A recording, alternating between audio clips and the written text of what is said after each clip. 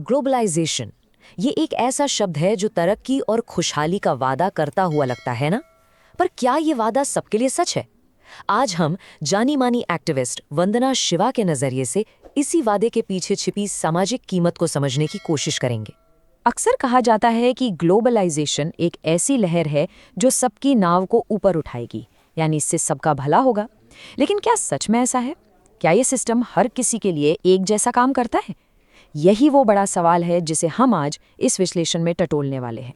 तो सबसे पहले चलिए ग्लोबलाइजेशन के उस महान वादे की बात करते हैं। आखिर वो क्या विचार है जिसने दशकों तक हमारी दुनिया को एक नई शक्ल दी है?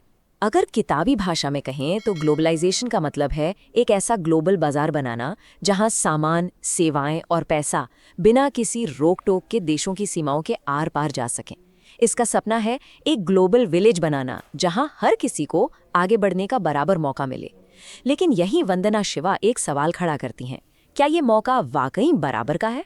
और बस यहीं से वंदना शिवा का तर्क इस पूरी चमकती हुई तस्वीर को चुनौती देता है। उनके मुताबिक ये जो ग्लोबल खेल का मैदान है ना, वो असल में बहुत ही टेढ़ा मेढ़ा और असंतुलित है। वंदना शिवा इसे बिल्कुल साफ शब्दों में कहती हैं, असमान लोगों को समान अवसर देना समानता नहीं है।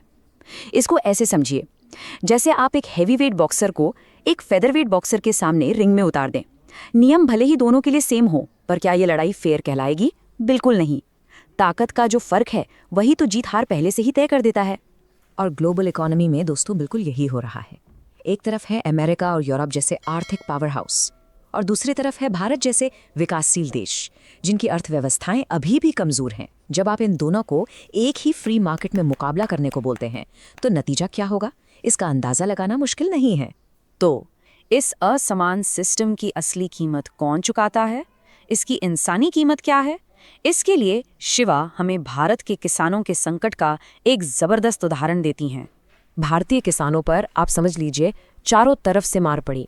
एक तो उन्हें महंगी मॉडर्न टेक्नोलॉजी अपनाने पर मजबूर किया गया, जिससे उनकी लागत बढ़ गई। ठीक उसी समय सरकार से मिलने वाली सब्सिडी भी हटा दी गई। और फिर आखिरी चोट पड़ी सस्ते विदेशी सामान की, जिसने आकर पूरा लोकल मार्केट बर्बाद कर दिया। अब आप ही बताइए वो मुकाबला करते तो कैसे करते? और इससे शुरू हुआ एक ना खत्म होने वाला सिलसिला, कर्ज का जाल। किसान महंगे बीजों और केमिकल्स के लिए लोन लेते हैं।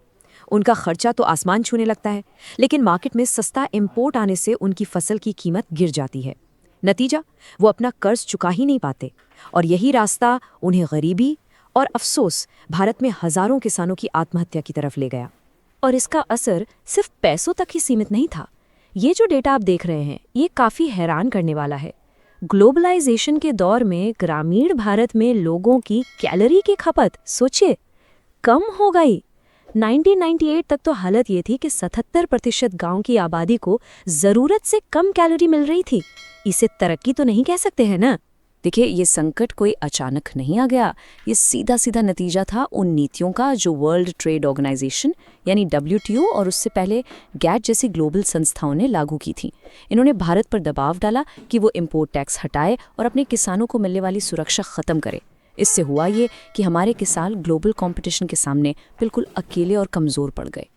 लेकिन शिवा कहती हैं कि कहानी यही ख़त्म नहीं होती। नुकसान सिर्फ किसानों और अर्थव्यवस्था का नहीं हुआ है। इसकी जड़ें हमारे पर्यावरण, हमारी संस्कृति और हमारे समाज तक फैली हुई हैं। प्रकृति को बस एक रिसोर्स बना दिया गया जिसे सिर्फ फ़ायदा नहीं छोड़ना है। केमिकल फर्टिलाइजर्स ने मिट्टी में जहर घोल दिया, बायोडाइवर्सिटी ख़त्म कर दी। और दूसरी तरफ मैकडॉनल्ड्स जैसे ग्लोबल चेन्स के आने से हमारे सदियों पुराने स्थानीय खाने पीने के तरीके भी गायब होने लगे। ये एक तरह से हमारी सांस्कृतिक विरासत का नुकसान था। यहाँ पर शिवा एक और बहुत शक्तिशाली कनेक्शन जोड़ती हैं अपने इको फेमिनिस्ट नज़रिए से। उनका कहना है कि जिस तरह से हम प्रकृति का शोषण करते हैं वो कहीं ना कहीं उस तरीके से जुड़ता है जिस तरह से महिलाओं का शोषण होता है। जब इंडस्ट्रियल फार्मिंग पारंपरिक खेती की जगह लेती है तो इसका सबसे ज़्यादा असर उन महिलाओं पर पड़ता है जो इस पूरे फूड सिस्टम की रीढ़ की हड्डी होती हैं। वो पीछे छूट जाती हैं, जिससे गरीबी और असमानता और भी बढ़ जाती है। लेकिन शिवा सिर्फ समस्याएं नहीं गिनाती, वो इसका एक हल भी सुझाती हैं। एक अलग रास्ता जो न्याय और स्थिरता यानी जस्टिस और सस्टेनेबिलिटी पर टिका हो। और उनके समाधान, ध्यान दीजिए, ग्लोबल नहीं बल्कि लोकल हैं।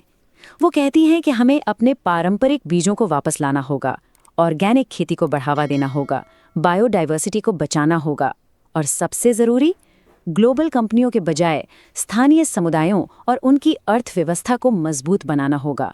ये एक ऐसा मॉडल है जिसमें लोग सबसे आगे हैं, मुनाफा नहीं। तो इन सब बातों का मतलब क्या है?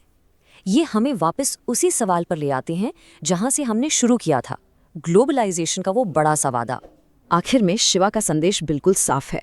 ग्लोबलाइजेशन जैसा कि आज है वो सबके विकास का रास्ता नहीं है, बल्कि ये एक ऐसा सिस्टम है जो भेदभाव और असमानता को और गहरा करता है, जब तक हम इसे न्याय और स्थिरता की बुनियाद पर दोबारा खड़ा न करें।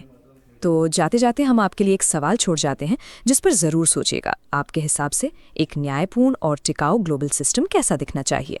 हमारे साथ जुड़ने के लिए धन्यवाद।